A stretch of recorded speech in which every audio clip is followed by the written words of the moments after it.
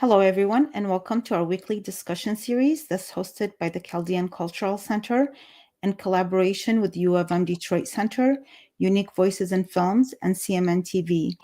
I'm your host, Wiam Nemu, and my guest today is Dunya Mikhail. Welcome, Dunya. Welcome. Thank you. It's nice to have you.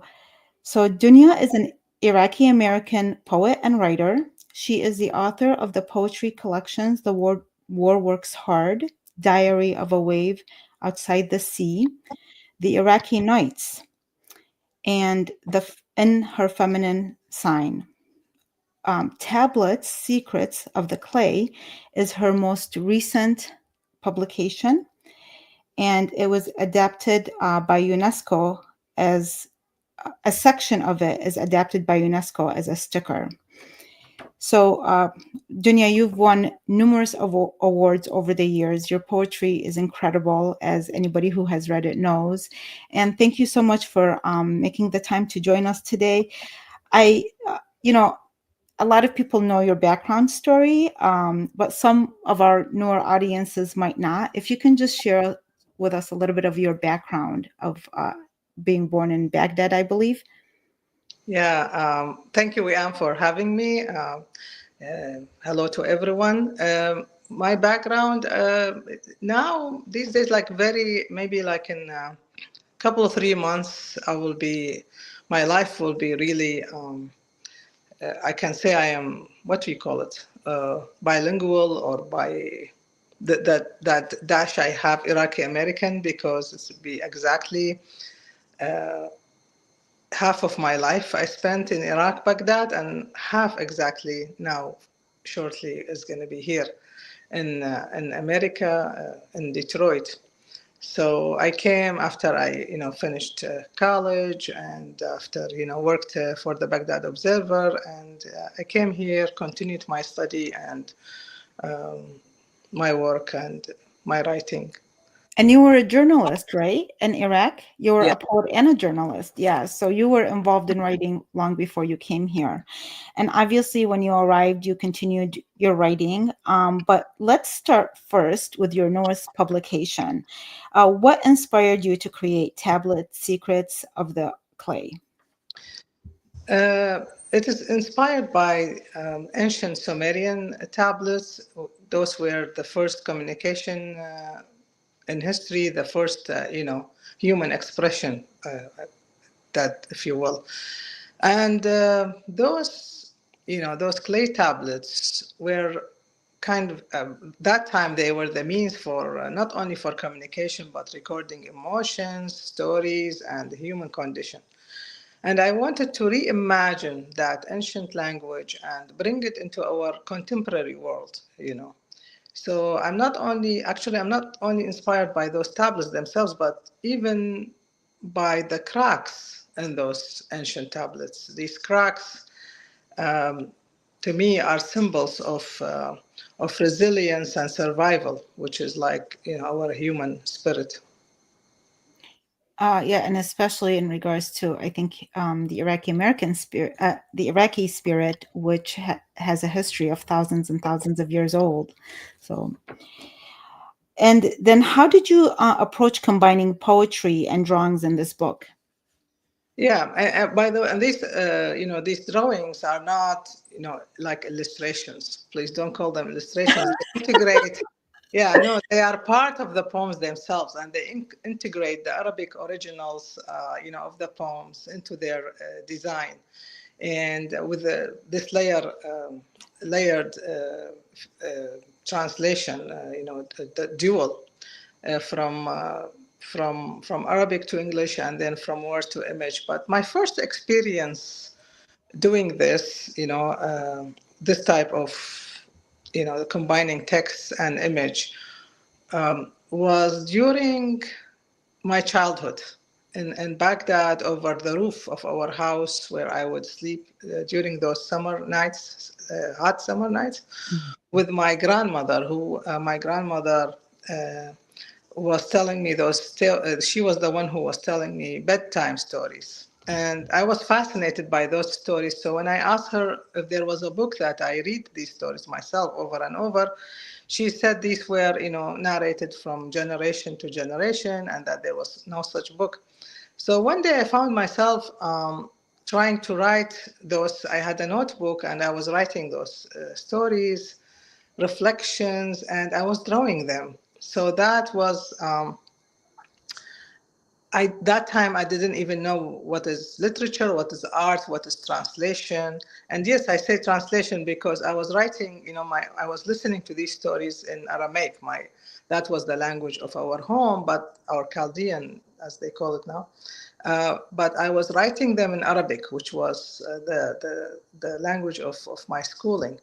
So this tablet Secrets of the Clay is a continuation, I think, of that childhood practice, which is a blend of writing, drawing, translating, and so that was that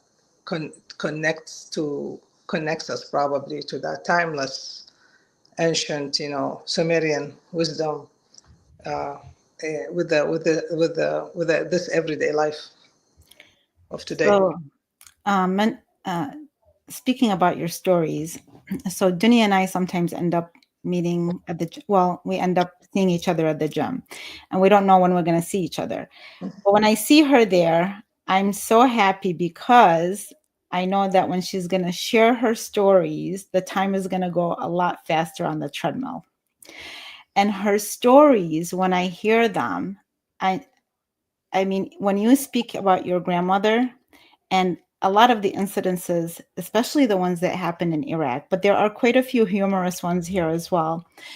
And I'm so intrigued, and I think we've talked about this for years about I know that we're interviewing about this particular book, but because you're sharing about your grandmother, and I know that over the years I was so interested in these stories, and then you were saying to me that there were a lot of people when they hear them, uh, what you had gone through, that also have that same interest. Are you planning to kind of collect these stories and do something with them so that more people can read them and enjoy these stories?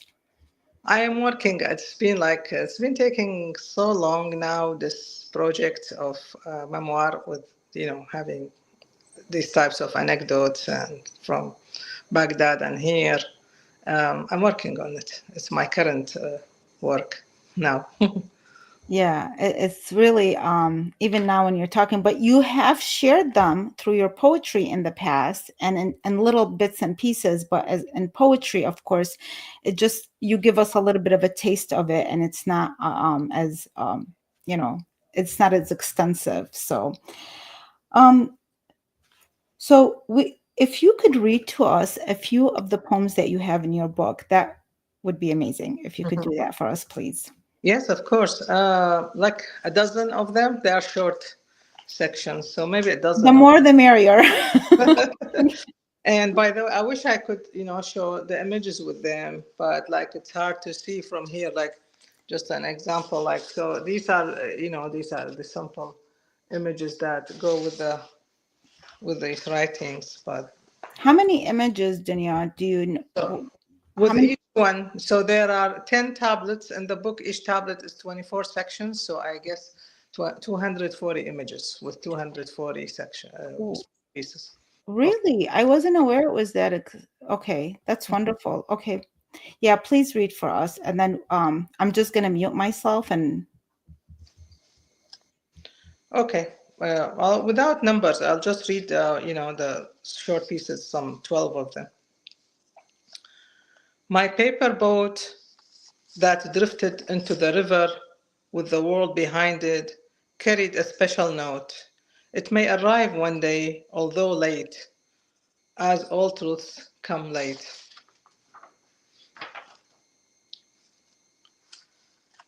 She recites a list of wishes to keep him from dying. The truth lands like a kiss, sometimes like a mosquito, sometimes like a lantern. All children are poets. until they stop reaching for butterflies that are not there. My flower will not wither, it's drawn in my notebook. I'm the plural who walks to you in the singular.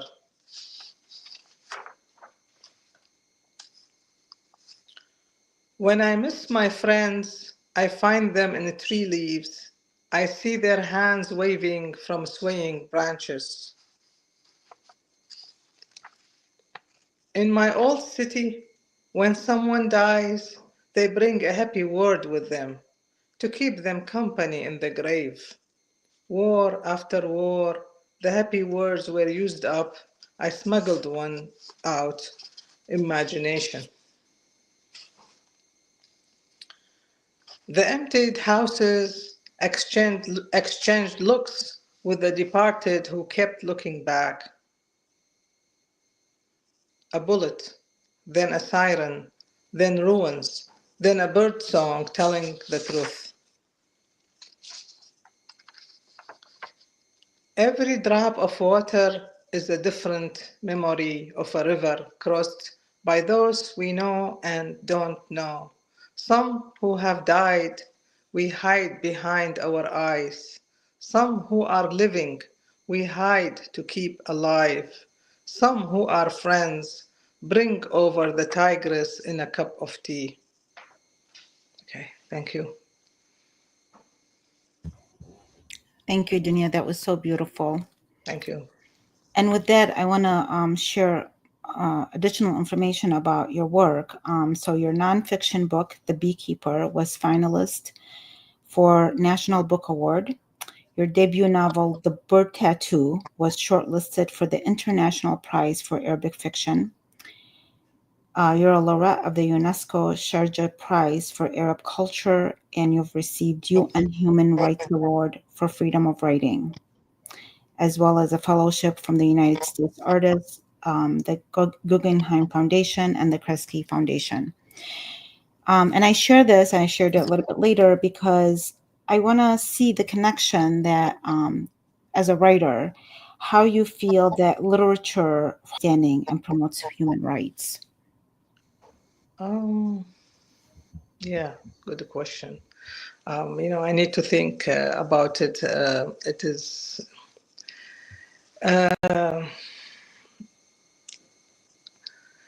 it has literature and art has a unique ability to humanize and build empathy. So, this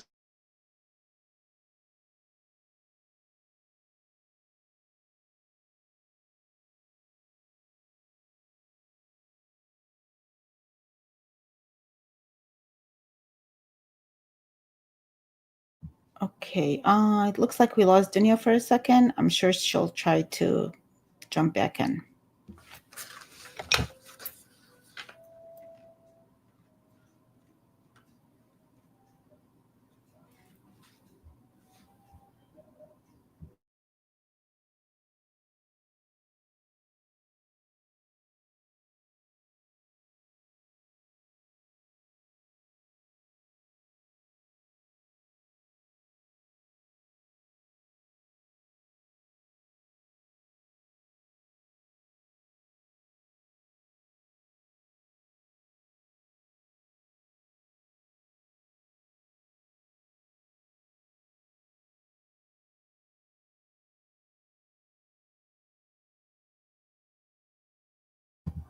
Okay, sorry about that. She's gonna, Dunya Mikhail is gonna be logging back in and to share what she was trying to say about how art and literature help with regards to human art. There she is. sorry, I don't know what Oh happened. no, that's Yeah, okay. That's and okay. I was talking, You were and about to say something. I was talking to myself then. You were about to say something very important, and that's when you dropped off, right? It was very suspenseful for us here. Was I Okay, talking about how poetry? You asked me about. So right. talking about poetry, how it can, it's an own way break through the barriers, whether they Yeah. are political or And linguistic, yeah, contributing cultural, to and humanity, correct. right. So it has its own way of is able to do that. It challenges those stereotypes, you know. Hello, yes. Yeah, yes, I'm here. Yeah, and then let's now look into your writing life and your writing routine. I know you're fairly busy. You also teach at Oakland University. And for the writers out there who are trying to either break into this field, or maybe they are already established writers, but one of the tasks that we even discuss oftentimes is the difficulty of trying to balance work with writing. What is your writing routine? Because you're fairly prolific for somebody who does quite a bit. You have a family of your own and you have a lot of responsibilities outside of work. And so, what is your writing routine? And what advice would you give writers that are either trying to break into this, to get their book out, maybe, or to have a more balanced work and writing life? Yeah, my routine. My routine is flexible. You know, I kind of use the time I have, but usually I find that mornings, not early mornings, but late mornings, you know, are fruitful for my writing. Like with the coffee time around this time that we're talking now, I and hope we're not stealing the time away. no, this is a good stealing. You know, then Okay. sometimes I do need to, you know, talk to be with people that share, you know, like similar concerns and interests, so that I get recharged and go back. You know, we writers, I say we are like whales. You know, we go deep in the water. I don't know what we try find there, and maybe not find anything, but just like that's our world. And then when we come up for a moment, we need that, and then we go back. So that's the moment I breathe. I come up, and then before I go back to my weird world. But yeah, so I don't have really. So that's my best time of. I find myself function the best, not early morning, but late morning. And yeah, and I see also, you know, you said that we also walking helps me. Sometimes walking helps me find, you know, some solutions for creative problems. So and I'm not good with advices. I don't know what advices I give, but of course, reading. Sometimes when we, what they call writer's block, I think when we find ourselves, you know, kind of not able to write, I think that's the time for reading. Maybe we need to read before we go back to writing. Well, I think in your case, you're such a natural writer that it's like there's no question about making that time. It's when you're saying you're being flexible, is just part of your life, no matter, even if it stops for a little while, or it's if you're more productive certain times or if you're less productive, it doesn't stop you from being a writer. And it seems as just sometimes people put that pressure on themselves to think that as a writer they have to perform in a certain way to be productive. And that pressure, I think, is what creates the writing block. And in your case, there's just you knowing that you're a writer, that you're a poet. It's just such a natural part of you that there's no question that you're going to be working on the next book. That's how it feels to me when we talk, is that you just already know that it's like a decision that was integrated from whenever you started in this field. It is essential part of me, maybe as is from for you. That is, I feel I am myself the most when I am with writing, with literature, with art. It is you know, it looks like I'm not good with other things in life, not that much good.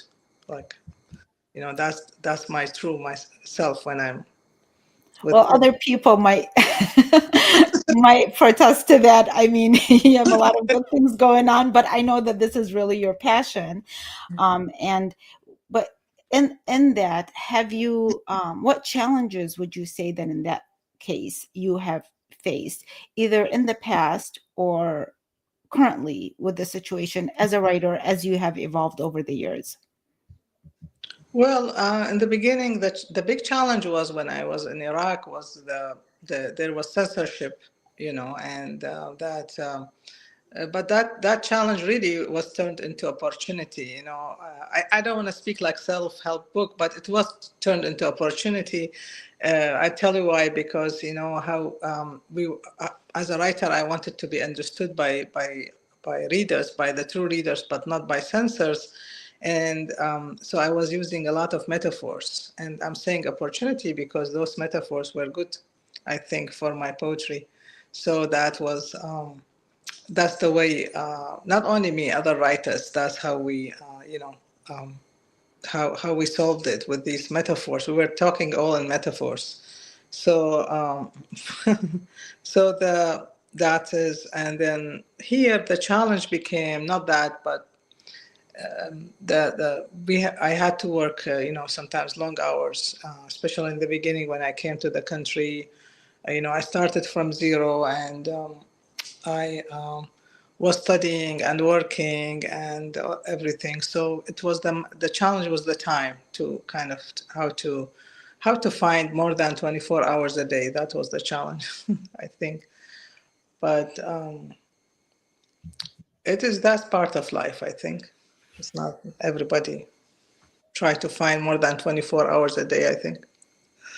Yeah, it's at least something that you can address, whereas the censorship was something very almost, it's kind of dangerous too when you're in a country where if you say certain things or something, it can really, and this is why we also have talked about this before for myself as well. We find that like the First Amendment, the freedom of speech is so important. I think all writers feel that because you don't want to be censored. You want to be able to express yourself. And we understand the power of not being able to do that, where we came from.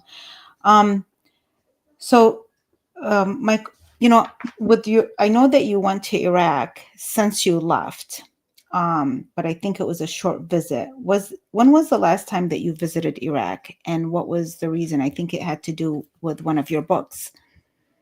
Yes, yes. After about 20 years of not going back, I went only one time for when I was writing The Beekeeper, Rescuing the Stolen Woman of Iraq. It was a non-fiction book, and it was based on stories of women who escaped ISIS. They escaped, and they had fascinating stories. And after listening to their stories and to the beekeeper who was helping them escape for about 1 year over the phone, I decided to go and meet them in person.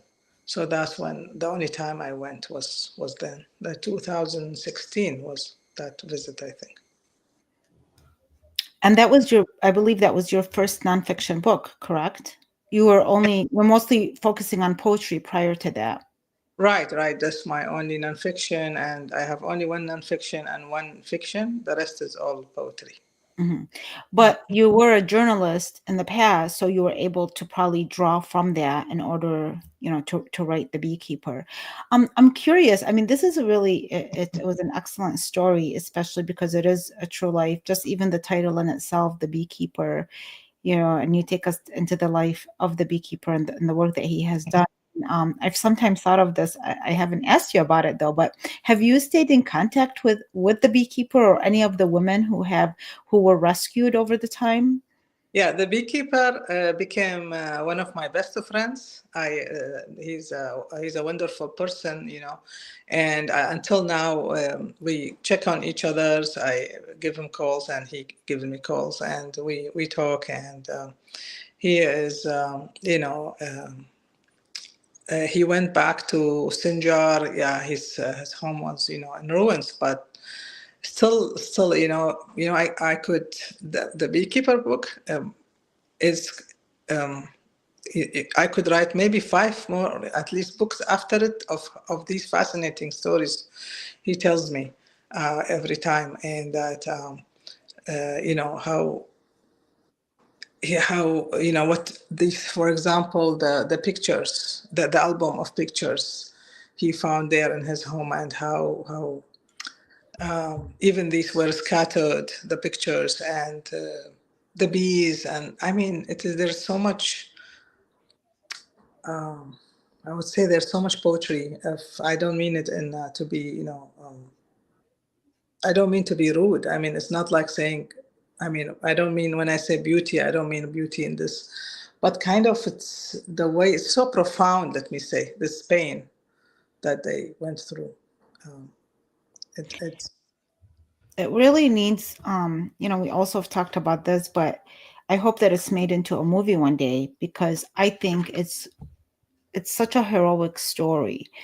And you capture, so it's not just the heroism of who what he did, but all these different individual women and what they had to endure. And sometimes it seems like it's a long time ago, but it really isn't. There's a lot of these situations that are recurring, and the women, there's a lot that I follow when they still, the wounds are still a part of them. And this is an important part of history. But I think in your case, because you bring it in through a story and through a, I don't know. Again, like you, I don't want to use the wrong, I don't want to say a happy ending, but it is for them. It was a happy ending for that situation. So it's not just focusing on their misfortune and what they endured, but it's also showing the human spirit. And I think which he represented. That is why, in my case, I find it to be a beautiful and a powerful story. And yeah, the kindness there. It is that it's this in the all this cruelty, like we humans, how much cruelty we can do to each other, and how much kindness we can also show to each other at the same time. So we yes, as exactly, exactly. So it takes it attention rather than just looking at something and feeling bad and helpless about it. He exemplifies of what he took action, and his action mattered. And so that helps you not feel like you're just standing there idle or powerless in what you can do. And this beekeeper was able to do this, and not only for himself, and not only for the women, but also the fact that it drew the attention of the world when we were able to all share in it and read it. And I do hope that it reaches a larger audience. I think it's still relevant, even though I believe you published it at least like 4 or 5 years ago or more. But the story is very relevant. So beautiful, beautiful story. You mentioned that you're now working. I was going to ask you, what I kind of pushed that question earlier about working on a memoir. Is that what you're working on next? yes, I mean this has been like it's taking this started a long time ago, and it's becoming experimental, I think, because every time I change my mind about the form of it, and I'm now I think it's the project now that I when I wake up in the morning I'm excited. So I like it when I have something like that makes me look forward to when I wake up in the morning. So we're getting closer to it somehow or another. We just don't know when, but it's getting there. It takes, yeah. I'm slow in writing because I'm bad with that. Like I change my mind and I make changes, and but And but then I am I always said these whales now. I mean I'm deep now in it. I'm a okay, deep. so everybody watching, especially writers, she's claiming that she's slow in the process and all this kind of stuff, and yet she's very, very productive. So it's a great message, Dunya, right? Without even having to say what the message is, but really, you can take your time and you can really not feel the pressures, but yet you can enjoy being a writer. We only have a couple of minutes, actually 1 minute left. Is there anything, last words that you want to share with us? You know you mentioned tablet secrets of the clay, and you mentioned thank you that it was. I was so happy that I was excited that the UNESCO, adopted one of the sections. So why don't I just end with this section? It's very small. It's just few words. The section they adopted as a sticker says this: "Let love be the new world order."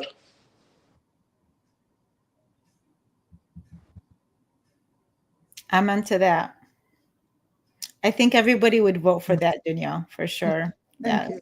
And Thank you. that was very deserving to be a sticker for all of us, actually. I guess you can create your sticker now, Dunya, for people to purchase. I think that's lovely. I think it represents who you are. I mean, ever since we've met, I was thinking about it yesterday as I was preparing the questions, and we've known each other for almost 20 years now. You know that? Wow. Yeah, that's what I thought too. Wow, it's been a while, Mhm. and you've been who you are, which is, as a writer, as a friend, as a human being, in general. So thank you for being very beautiful and adding beauty to the world. Thank you, Dunya. Thank you, Al. Appreciate it. Thank you, everybody, for watching, and have a wonderful day. Bye bye. Bye.